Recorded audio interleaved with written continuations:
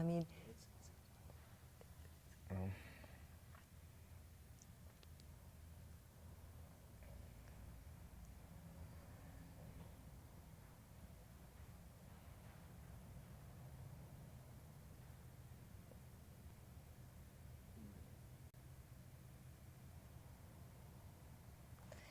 hey everybody, what's up? Welcome to the H.E.A.T podcast. I'm Karyn Bryant. Look at us. I'm Alan Jouban, and we are on our phones. We're here at Black House, just Instagramming away. Apparently. I know. So we're doing something a little different today because Alan was here. We can't really say exactly all the info about the shoot, but you were here for a shoot that I have a little bit of involvement in as well, so we came down to just do the podcast here today.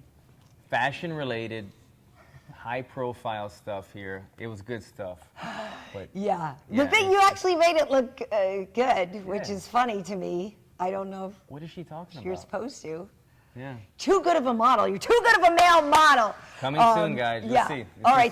So listen, good news, though, for one of your teammates here at Black House. You went to the LFA fights the other night, right? Yeah. We had a couple of guys fight, but the one fight that really stood out in my mind was my boy Tommy Aaron. He's a 45er and with a new MMA type record. You know, he's only got like 3 or 4 fights professional MMA, but the guy's got a ton of kickboxing fights, and he always helps me get ready for my fights in the UFC. He helps guys like Lyoto Machida. Yeah. Everybody brings him in because he's so skilled. He landed an 18-second one-punch knockout at LFA.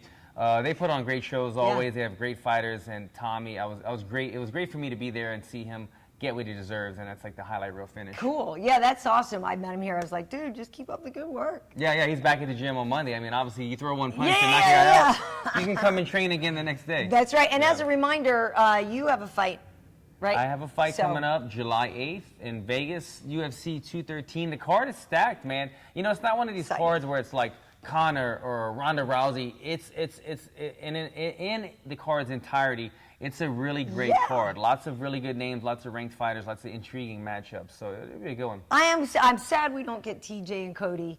I am sad about that. That would have been the icing on it. But it's actually pretty cool because Amanda is going to headline. So that's 2 fight weeks in a row, international fight weeks in a row that she's headlined both of them, right? The ladies are going to be headlining. Man, that's awesome. Amanda is she's making that dough. I hope, man. She's headlining some big cards. And you said she has a party posse that walks around with her, right? Yeah. She's like. The girls, we're talking about the retreat. The girls, they go around, I don't know if it was the Brazilian girls or all of them, but yeah, they're like some bad bitches. You just don't want to mess with them. You know what I mean? Yeah. All right. Well, speaking of Brazilians, round 1 here, we're going to talk about Jose Aldo and Max Holloway. Obviously, Max Holloway is the undisputed king now. Yes. Listen, great fight.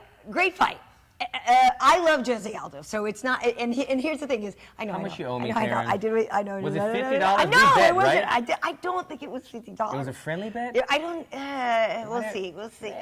Luckily, it wasn't anytime push-ups because I suck at that. If you really want to cash in, I'll give you money anytime. But if you make me bet anytime push-ups, then I'm gonna like. I was sad to see Jose lose, but I picked Max for those reasons. And listen, Max is awesome. Like it's so funny because I love Jose Aldo. Have been an Aldo fan for so long, but that doesn't mean I don't like Max. And I think obviously Max is the future. The guy is amazing. But Aldo looked really good at first, and I thought like this might actually only go a round and a half or something like that because Max was kind of slow to start.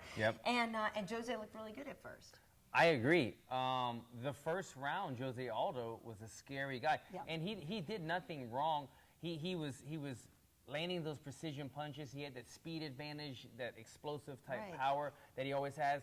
He landed a couple punches. He did that. Remember, he like a jumping knee. It might have just grazed Max's chin. Everything was on point, man. Like that knee, it found its target. His punches were finding the target. He was beating Max up in the first round, and I was thinking, wow, I guess. Because my thought process was that Max Holloway's quantity of striking would just eventually make Jose kind of get flat-footed, settle down, throw off his timing. The first round showed none of that. Jose was having his way in the first round. Eventually come the second round, and what was it, the third round finish? Third round. Because at the end of the second, Max heated up a little bit. That's when Max, like, you could see him, like, he started to have a little fun. The Hawaiian came out. He wanted to throw down. He got punched in the face, and it brought out the Hawaiian warrior in him. Yeah, I mean, because he was saying, you know, and that is kind of how Max fights. Like, he's not always the guy that's going to go out there. And we knew that the longer the fight went on, the better it was going to be for him. But, you know, I just thought at the beginning, you know, yeah, like you said, Jose looked so good, and he was strong, and he was landing all this stuff, and everybody talks about why didn't he kick, why didn't he kick? And so Dede, his coach, Andre Pedernera, said afterwards that, you know, they were concerned a little bit that if he threw these kicks the way that Max's stance is, like if it didn't land, if he slipped or something, he'd be in too bad of a position. Yeah. I guess in practice they had practice more shooting, because we talked about that, like whether or not it would go to the ground, because Jose has an advantage there if it does, and so I guess they actually did sort of plan for that, and then it didn't happen. So it's funny because I don't think, listen, it was an amazing performance for Max, and the guy is just so good and so fun to watch. I love the whole welcome to the blessed era. I really love his energy, and he has such a good vibe. Like I don't know how you couldn't like Max. Like, you know what I mean? There's no way you can't like that dude. Max is a good dude, man. You could see after the fight, I think after the fight, when they went to interview him, he was trying to say, you know, let Jose go, let him speak first. I don't think that ended up happening, but it just shows he wanted to give. He was giving Jose a hard time, okay? Not in the fight before that. I'm speaking about where's Aldo and where's all that. Aldo, all that stuff. He was selling the fight. He was just trying to make the fight happen. He made the fight. He did his thing. He showed him respect after. That's what it's all about. He's a good dude, though, man. And I like it. The blessed era. The blessed era. It's his time, man, and he's capitalizing on it. What is he on now, Karyn? A 9? No, it's a 10-fight winning streak. Well, it's 11 now. It's a 10-fight win streak prior to going into this fight. So now it's 11, and it's in that featherweight division. Unbelievable. And then, but it's technically a 9-fight streak in the featherweight division because Pettis didn't make weight for that last fight. So it, you know what I mean, ended up being a catch weight. But obviously Max made the weight, which is why he got the interim title. I love that he's like campaigning for UFC Hawaii. So I was like, please, I mean, I don't know. I know, Dana's like, you got the bonus. What more do you want? Yeah. I know, and they've talked about it because I think, like, realistically, you can't really get the gear there. I mean, you can, but it's going to be incredibly expensive. It's an island. And, you know what I mean, to get it, and they were like, oh, if they could do it outdoors. Well, it rains every day for, you know, a certain amount of time. I don't know about the outdoors. I don't know if that would work. And, you know, a lot of people obviously go there for vacations, but a lot of the actual islanders maybe don't have the money. Yeah. You don't have to be in a pretty small arena or whatever if they did it. I mean, listen, I was like, we gotta go. I'm all for it. Yeah. Like, you know, I could just picture the desk, the UFC. The Pro Bowl was in Hawaii. Why can't 40,000 people? I would love that. Yeah, but I would love it too. The funny thing is too, when we were working, I was working the desk, and we brought Cub Swanson in. And it was so cute because Cub was like, so Max, what's next in the interview? And Max is all like, you can get it again. You can get it again. And that's what Cub's lobbying for that fight Cub wants it. Well, right? But I feel like it actually might be Frankie, like, because Frankie hasn't fought Max before. Yeah. If it was Aldo, maybe Cub would have had a better chance of getting the match. But since since Frankie has never fought Max, it might be that. I don't know. And you have to look at both of their previous wins. Both of them had phenomenal victories, but Cub Swanson had a great showing against a lesser caliber fighter in Artem Lobov, whereas Frankie looked like just like a killer when taking out Yair Rodriguez. And that, to me, that was the more impressive win. That would be the next one in my eyes. Yeah. I don't know. We'll see. And hopefully, I mean, it didn't look like Max got too hurt. So I think he wants to be active. You know, the guy's only 25. In terms of Aldo, he did, you know, put a statement out thanking all his team and thanking everybody. And he says, you know, we fall so that we can get up again. You know, so it's not like the guy's not sitting there talking about retirement. He's not talking about hanging it up or whatever like that. Like, he's still, you know, staying very positive. Because those were some headlines. Those were people saying, like, where does he go from here? I don't know. I mean, he talked about going up in weight, and maybe he could do that. I don't know. He talked about maybe just doing some boxing. I don't know. I just don't want him to stop. He's only 30. The thing about it is like you feel like you feel like Jose is older because he's been around so long. And if you have a decade of dominance, everybody's like, oh well, you're finished. You're hanging. Like, the dude is 30 and he's plenty of time. And he's lost. Well, two in the UFC. I think he lost one other besides that. But I mean, come on. Yeah, no. I don't think he needs to stop. He looked phenomenal in the first round. That's the whole thing. He got a little slower, and Max found his rhythm. I think it's Max Holloway's time, so he's deserving of it. But Jose looks phenomenal as well. Look at Max Holloway, man. He's on this tremendous fight win streak. Who has Max lost to? Guys like Conor McGregor and Dustin Poirier early in his career. Dustin Poirier, he got submitted before he really had his ground game together. Yeah. So these are older fights against guys who are champions themselves. So, I mean, his resume speaks for himself. Yeah. What he's doing now, making waves in the UFC, it's phenomenal, man. So he's a great guy to get behind right now. Yeah, like he hasn't lost since 2013 or something. Damn it. I know, right? I know. That's why you're just like, ugh. Yeah. I mean, well, maybe more for you than me, but like, I feel like that's also inspiring, and like, that's not an easy division. It's not at all. You know? Yeah, just not losing, period, in Right. in professional mixed martial artism. For you sure. get in these tough divisions, the guys like that, anything can happen. For sure. Well, good for Maxie, baby. You know, he's great. It's funny because Bisping and I don't know why we just started calling him that a while back. I like it. It's fun, especially with Bisping. We're like, Maxie, baby. Maxie, baby. But Max actually doesn't, because when I felt bad, I said to him, I'm like, you don't mind, do you? He's like, no, it's cool. Nah, bro. It's cool. Bless so you. he's a good dude. Congratulations to him. Obviously well-deserved. So even the Aldo fans can't get mad at that. But Yeah. Karolina Kowalkiewicz left the, well, I don't know if she left in tears, but shed some tears in the octagon. She was sad, for sure. Yeah, lost by first round rear naked choke to Claudia Gadelha. And we both thought Claudia was going to win that fight. Yes. I didn't know she would do it that quickly. She looked awesome. She's so good. I mean, the thing that stood out to me in that fight, aside from the great finish, was Claudia Gadelha has to feel so, what's the right word here? I want to say like her move to the new camp is so much more justified. Right thing. Yeah. It was the right move. Because that's a tough thing, man. Leaving your home, leaving your family, leaving your teammates, all that behind. Mm-hmm. She's fighting in Brazil. She leaves to go to Albuquerque and then come back and fight in Brazil when her team was already in Brazil. So it's a tough move to move across the world and go find a new team and kind of start from the beginning again, making that rapport between you and your coach, you know, getting to know each other. So she went and justified it in this fight. Her coaches have got to be thinking the same thing. Like, okay, she made this move to us, a lot of pressure on us, to show that she's adding new tricks to her game. She's evolving. Because she found maybe she wasn't evolving enough. Right. She just put away KK, I'll just call her Karolina. She put her away in the first round, a minute or two. It didn't take long at all. It didn't take long at all, and that was. I love what she said afterwards, because she said, you know, that she's a new fighter, and she's like, it's gonna be hard to beat me. And I was like, yeah, it looks like that. I mean, you know, she took Joanna obviously to the decision, distance, right, yeah. 2 times.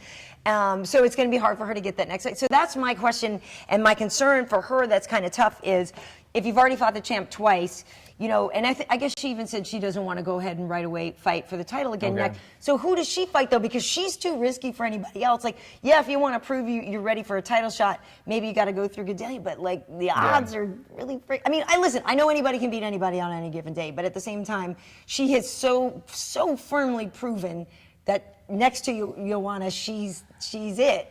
It's tough because, like, how do you sell a third fight when she's already lost twice and both fights went to? I mean, one was exexciting. The one was fighting. Well, a lot of people think she won the first one. Yeah. But I mean, but you know, on the record books, it's 2-0. I can't think of the girl's name right now that just went. Jessica Andrade. The one that just fought. Joanna. Yeah. And Jessica Andrade, she has not fought Claudia Gadelha yet. No, I don't think they ever fought, because Andrade has only been at strawweight for three fights or whatever. No, it is, and it's a Brazil versus Brazil. I mean, listen, I would pay to see that and fight. They're both I know, I would pay to stockier. see that. I would pay to see that. But you know, I wanted to ask you about this because one of the things that Claudia was saying before is she used to overtrain. So how do you know when you reach the right level? Because I would feel like if you're sitting there low, this fight matters so much. Like I would feel like, it'd be really hard to know when you're supposed to stop and chill, because you always feel compelled to train. Yeah, it's that balance that's so tough, because obviously when you wake up in the morning and your body hurts every morning when you're in training camp. Every morning you wake up and something's sore or bruised. Oh wait, by the way, let me interrupt for 1 second. Your wife posted a picture of you the other day getting dragged. Man. Dude, I was like, I saw that and I looked at it. Are you bringing that up? No. Okay. No, but I literally. Thank God you don't have that one on I file. saw the picture and I was like, No. Okay. Yeah, he only says. We can take a break and go to my dude, getting dragged out of bed. I literally, I was like, for the ladies. It was. Listen, I'm not complaining, but I was like, this seems really personal. I didn't even know about that. Yeah. I'm in my like Reebok camouflage underwear. You were. Like falling out of bed. That's hilarious. I'm like petting my dog with my foot. Right. And your little man is in there too. It's really, really funny. But my son. Right. My son. Well, I'm sorry, yes. You know what I'm saying? Yo.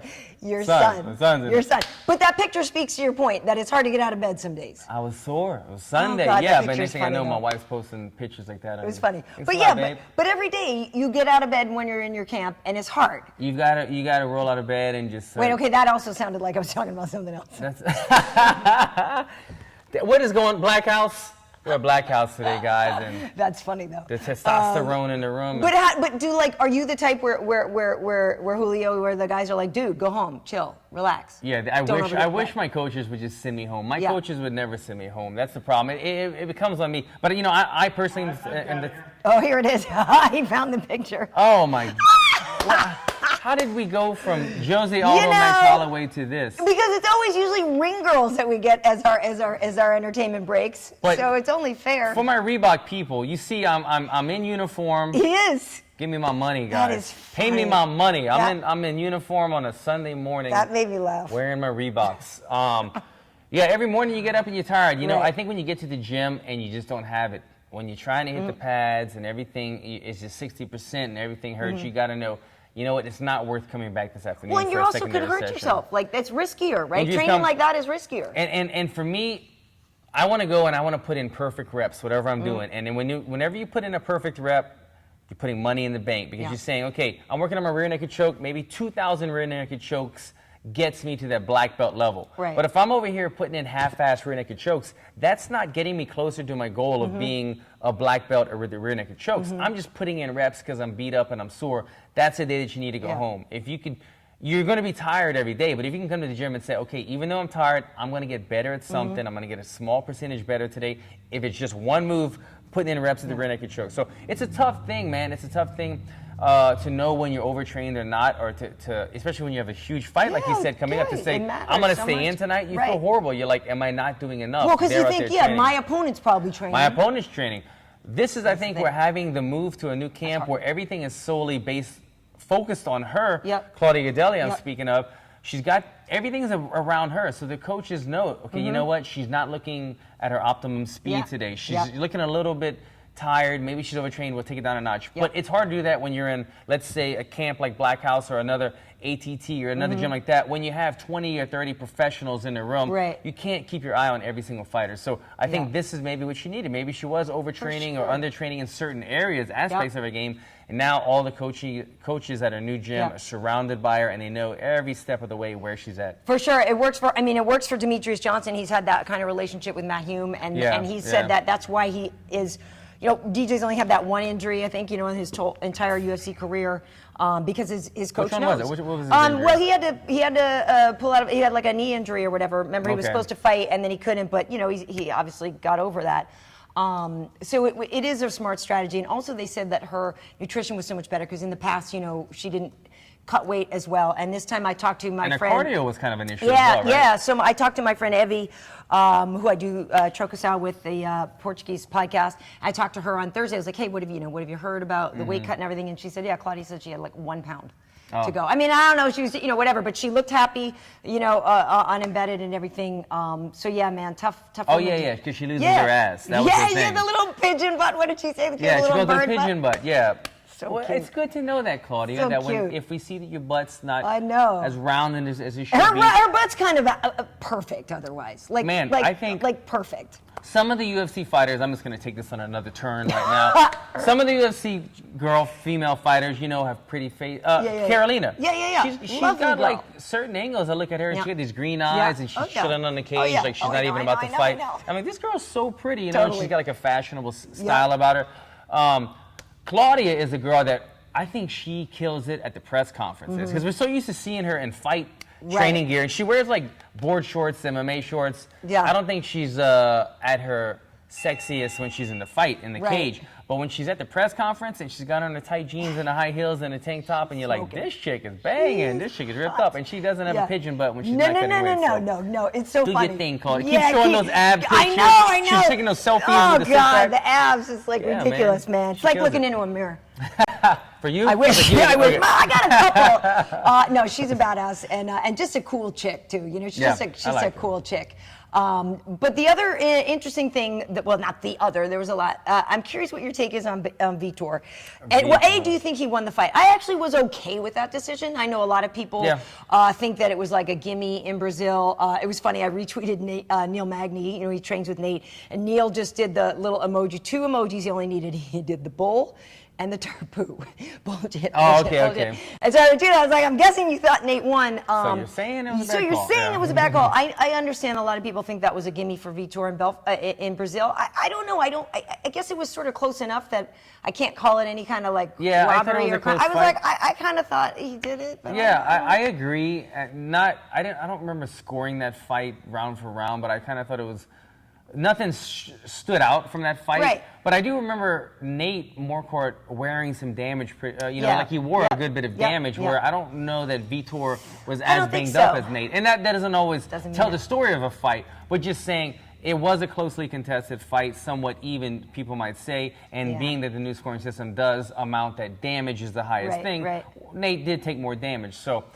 And it's in Brazil, as you mentioned. So, but what's your take on, because after we did all this stuff leading up, all of us, the whole world is all like, the Vitor Swan song. It's it. It's his last one. And then afterwards, he's in there and he's like pointing to Faraz and he's like, oh, I got 5 more fights. Because, you know, he's reinventing himself. Same, you know, similar thing going up to TriStar. And says he has 5 more fights.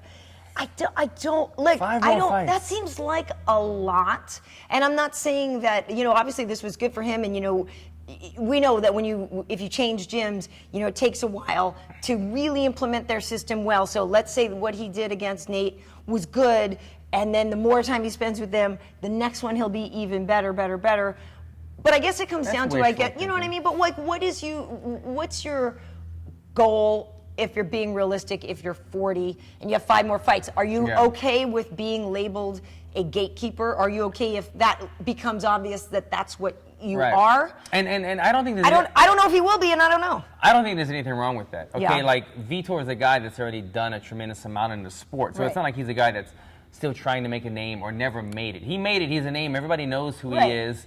He came up short a couple times as of recently, but if he feels like he can still continue to fight at a high level and he's there just to make money, because he can still compete with these guys, I'm not mad at him.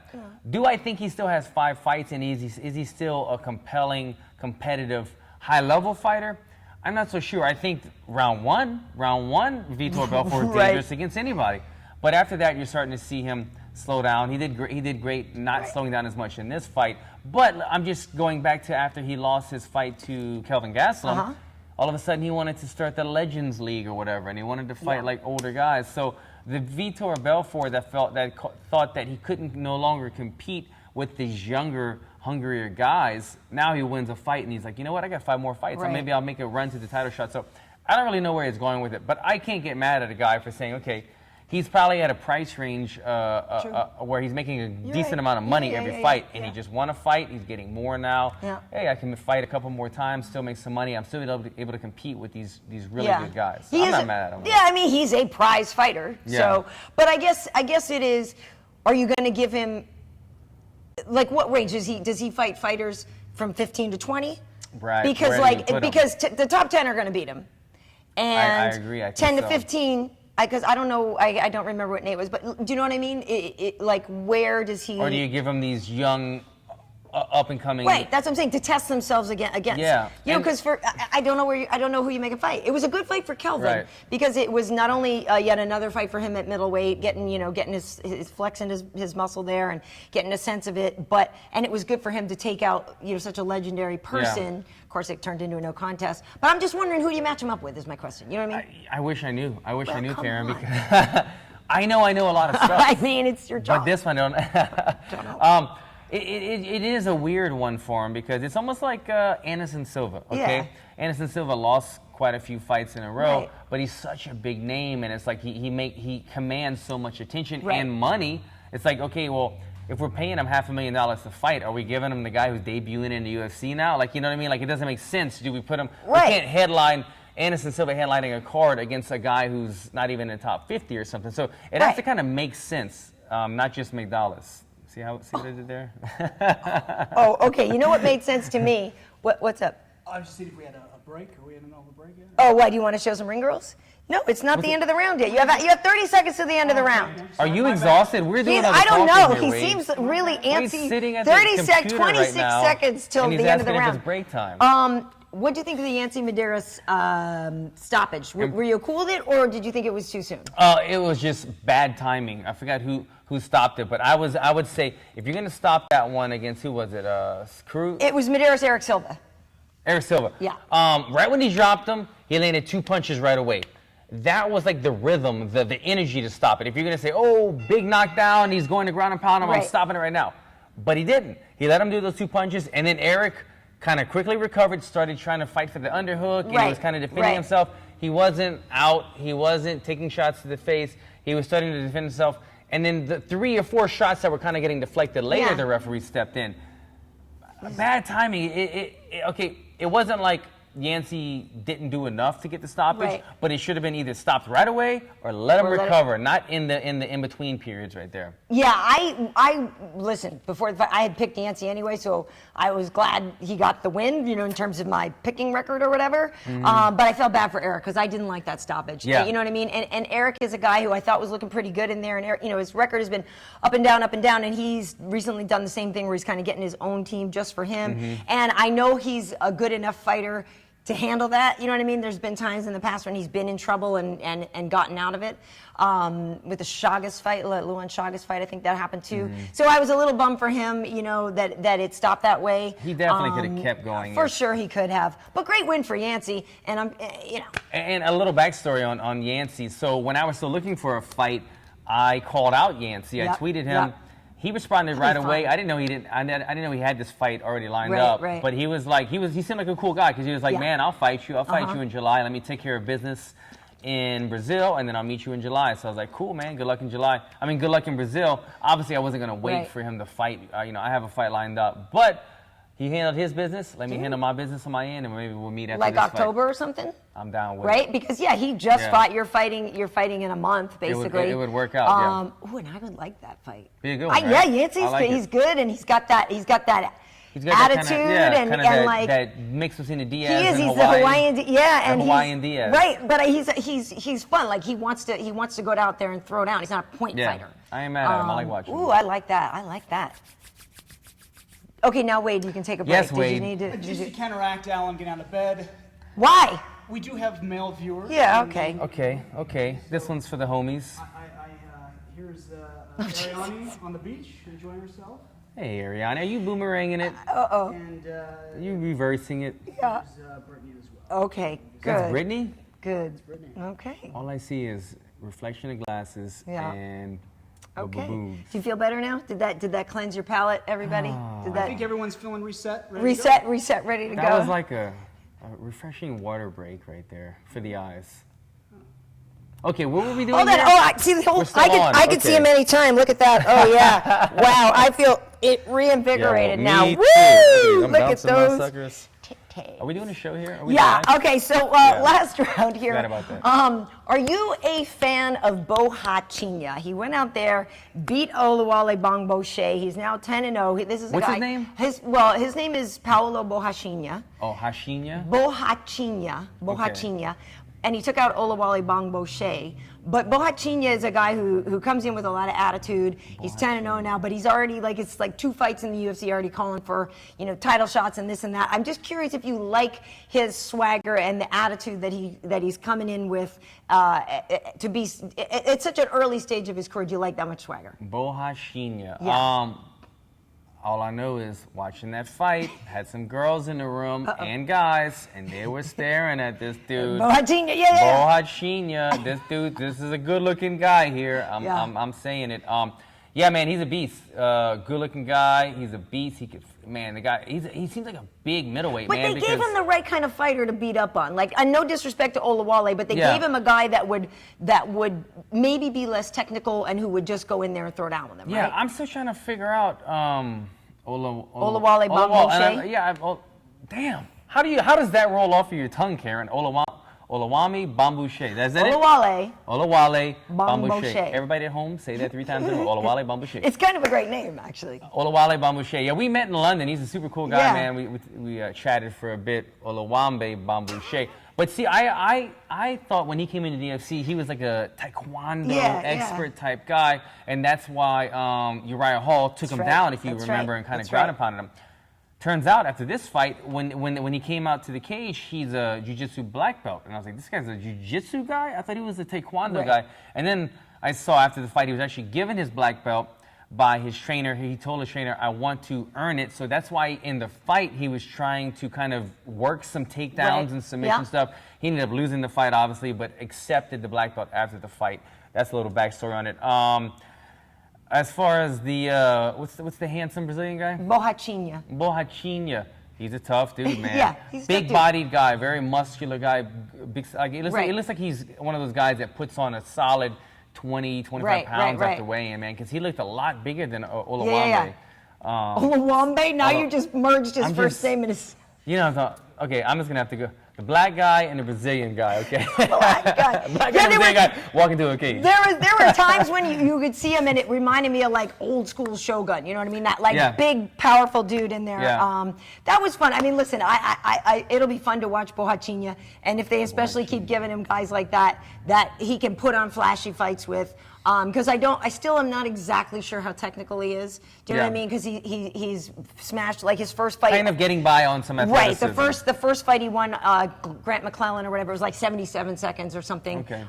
Maybe they're trying to build this guy. But I think they are. He's doing the right thing. It's a good thing. He's undefeated. Yeah. Undefeated. He's winning in the UFC. Yeah. He's trying to promote himself and obviously calling out the bigger names. Let's see what happens when he does get like a top 15 or top 20 type guy. Right. I don't know who I'm picking, but are you picking Mark Hunt or the Black Beast for this coming weekend? We're through our rounds and we have just a little time here for a little extra, but are you, I don't know. Like, I don't know what to do with this fight. Because Mark Hunt's got that walk-off, like the walk-off punch, whatever. Okay, this is what I'm going to say, Karyn. Without analyzing it too much just yet, I think if they stand on their feet, Mark Hunt gets the better of him. Obviously, he's got the resume to speak for it. But I think even though the Black Beast isn't necessarily a wrestler, he's got that big body where he knows how to get on top of guys. And if Black Beast gets on top of Mark Hunt ain't shimmying out of there. I think he can ground and pound him and put away. Because of that, and it's a 5-round fight, man, I kind of see the Beast taking Hunt down like the 3rd round and they're just being exhausted and TKOing Mark Hunt. Oh, I'm sorry, I know. Mark. I love you, man. I love all my New Zealand. I was just going to say, and that's the issue, is that it's a home game for Mark Hunt. So that is the X factor in it, you know, if you think about it, because I feel like... the Beast don't care. No, I know the Black Beast. Just make sure you go boom, boom before the fight this time, Beast. Remember? Yeah. Remember? His post-fight speech, right? How you got to go boom, boom? Yeah. He's hilarious. Yeah. I think everything you just said, they're very sound reasoning. The only thing that I would, say to that is Mark Hunt at home? And you know what I mean? You just never know. But I would take him down if I'm the Black Beast. Yeah, I would certainly try to take him. Have you seen the Black Beast's chin completely tested? I mean, did Roy landed? Roy probably landed something. At the end, actually, Roy. That's why Roy. People maybe thought Roy stole that last round because he actually landed a pretty big punch on Derek at the end of the fight. But yeah, I think Derek can take a punch, but like Mark Hunt is. There's punches and then there's Mark Hunt. Yeah, you know because what I mean? he's not only has the power, but he has the timing and precision, like when to place that punch there. Right. Well, it'll be fun. I'll be in the studio for that one. That's going to be a good time. So you're training, you're in your camp. What else? Do we have any questions before we wrap it up here? The consensus here that I'm seeing is everyone's picking the Beast. Okay, yeah. That's kind of what we're just saying. You guys agree with it, man. I see what you're doing. We were talking about. It's because they're listening to me. I know. All of a sudden, you're like you're Mr. Knowledge. Professional. Thank you, guys. Yeah, nice. You're talking about Vitor earlier. Yeah. Somebody was interested in who is your favorite all-time, like old school MMA fighter. Well, I always say, like, I love Shogun is always one of my favorites. I love, if you watch, see, that's the thing, if you're watching the old Pride stuff, like, who doesn't love Rampage? Yeah. Do you know what I mean? Like, who doesn't love Rampage? You just picked my brain. Like, even though Rampage still kind of fights, like, who doesn't love Rampage? One of the guys that got me into fighting was, one of those Pride Pride used to come on whenever it was, like on a weekday, like after we would shoot in Japan, and I would see Rampage come out in his camouflage bottoms and his chain and Holland. I was like, this guy's a freaking animal, man. And he was one of the guys that kind of got me. I was always watching the UFC back in the old days and all that stuff, but like when I saw when the Rampage era started coming around and all that, that was intriguing to me, man. That got me in the gym. Come on. Yeah. The old Rampage was fun. Alan, we were just out, Stephen Quadros at the Right. Yeah. They just had him film a thing for the 20-year anniversary of Pride. Oh, nice. Yeah, that's right. Okay. That's right. That's coming out. Cool.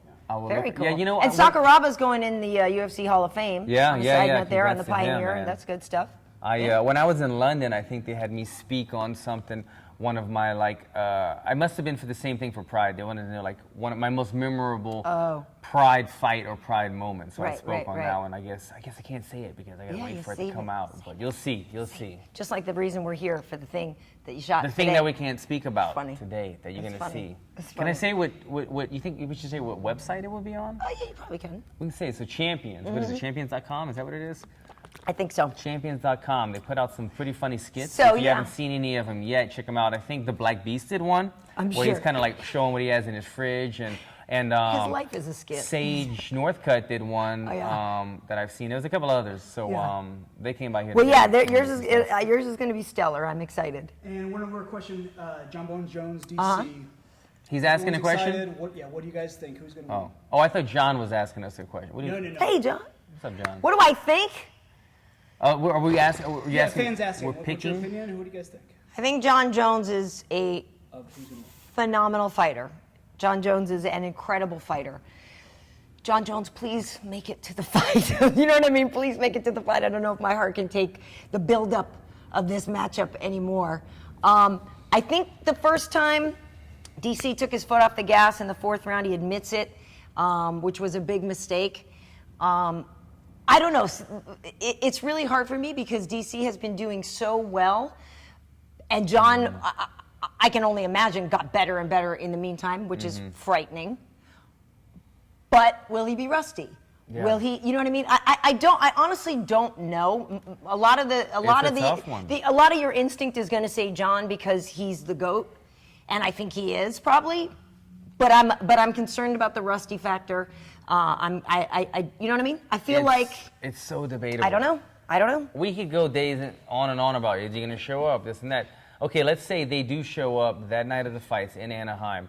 It's still debatable because it's like, is it the John Jones that fought Ovince St. Preux? Right. Is it the John Jones that has too much muscle on him that isn't fighting like the 23-year-old John Jones? You know, which John Jones are we seeing? And the John Jones that hasn't been as consistent as DC. Now, the first time they fought, it was a close fight. John Jones ran away with it, 3-2 or 4-1? Yeah, 4-1, I think. 4-1. So John Jones, I wouldn't say dominated, but that was years back, and since then, DC's definitely evolved. got better. That's the thing. DC's gotten better, and he's faced a lot of tough competition, made all the right moves, and it's just like John Jones when he was younger. I don't think he was as involved in all these other things going on. And I just don't know how focused it will be. John Jones, I agree, is the GOAT. Yeah. He's done the most, and he's beaten the best, and he's done so in sizzling fashion. Yeah. But DC's a tough cookie, man. I don't know. Well, and I don't know either. And here's a couple of other things to consider in that quickly is that DC is going to be emotional, which I think is going to work against him. I don't want him to be too emotional in this fight because they really don't like each other. And I feel like he's going to be so emotional because he wants that fight back. And I wonder if John will be training and taking DC seriously enough. Do you know what I mean? It's like, I really wonder. I really don't know. I'll end it on this. I think that the best John Jones is able to beat the best DC if those two men show up on that day. I just don't know that the focus of DC will be equaled when it comes to John Jones. Is he going to take him, like you said, as seriously? Is his weight, not his weight, but he put on too much muscle a couple fights ago and this and that. And the ring rust up thing. There's a lot of, right. But if they were both consistently what we're trying to say is, we don't know. We don't know crap. We don't know. But this is some barbershop stuff. Well, I was going to say here. I'll be there, but I won't be there. I'll be in the studio. But I mean, you should go. It's right now. Well, this came to me the other day, and I don't like to look past anything, but I like to give myself huge goals. And if you don't get them, so what? You still shot for the stars. Right. And so my newest goal is to fight in Vegas July 8th, win by knockout, get a performance of the night bonus, and then tell Sean Shelby I want to be on the short list for Anaheim if anybody drops out, and then I'm going to fight in Anaheim, win, and get another bonus. And then I might go to Hawaii. Nice. Yeah, and then you and Yancy can fight at UFC Hawaii. And then I'm in Hawaii fighting Yancy on the beach. On the beach. Oh, that'd be nice. We can all just gather around, even if it's not official. We'll just go. That'd be cool. We'll stream it live. Cool. All right. So, Alan, where can people find you on social media? I was going to say, I live in like... I was just going to say. I'm not... check me out, guys, at Alan Jouban across the board. All right, and on Twitter, I'm Karyn Bryant. Also on YouTube, Karyn Bryant. Instagram, KB Heat. Obviously, you have MMA Heat on all those platforms, and Trocasao MMA on Twitter and on Facebook. So yeah, cool. Thanks. This was fun to come here and do this. This was a nice change. I like it. How's your butt though? You usually have pillows at our house. I know. I need some pillows. I got the pigeon butt right now from training and these steps and metal, but I'll be good. Sadly, I have no complaints about sitting on this thing. Whatever. See you next time. Peace, guys.